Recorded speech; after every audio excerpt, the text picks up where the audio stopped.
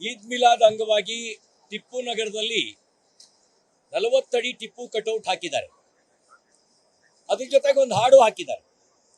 ಆ ಹಾಡೇನು ಅಂತ ಹೇಳಿದ್ರೆ, ಹಮ್ ಪಾಕಿಸ್ತಾನಿ ಮುಜಾಹಿದ್ದೀನ್ ಹೈ, ಗಲ್ತಿ ಸೆ ಲಲ್ಕಾರೇಗಾ ತು,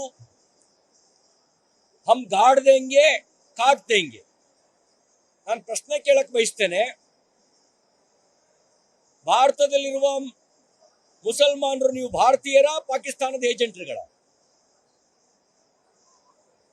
ಯಾವ ಹಿನ್ನೆಲೆಯಲ್ಲಿ ಪಾಕಿಸ್ತಾನಕ್ಕೆ ಮುಜಾಹಿದ್ದೀನ್ ಅಂತ ಹೇಳಿ ಹೇಳ್ಕೊತಾ ಇದ್ದೀರಿ? ಈ ಮೂಲಕ ದೇಶದ್ರೋಹದ ಕೆಲಸವನ್ನ ಮಾಡಿದ್ದೀರಿ. ಈ ದೇಶದ್ರೋಹದ ಕೆಲಸ ಮಾಡಿರೋರ ಮೇಲೆ ಅವ್ರ ಮೇಲೆ ಮೊಕದ್ದಮೆ ದಾಖಲಿಸಬೇಕು, ಅವ್ರನ್ನ ಬಂಧಿಸಬೇಕು ಅಂತ ಆಗ್ರಹಿಸ್ತೇನೆ.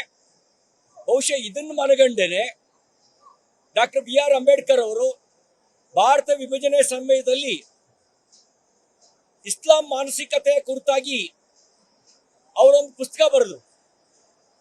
ಆ ಪುಸ್ತಕ ಬರೆದು ಪಾಕಿಸ್ತಾನ ಮತ್ತು ಭಾರತ ವಿಭಜನೆ ಅನಿವಾರ್ಯ ಆದರೆ ಪಾಪ್ಯುಲೇಷನ್ ಎಕ್ಸ್ಚೇಂಜ್ ಆಗಬೇಕು ಅನ್ನುವಂಥ ಮಾತನ್ನು ಹೇಳಿದರು.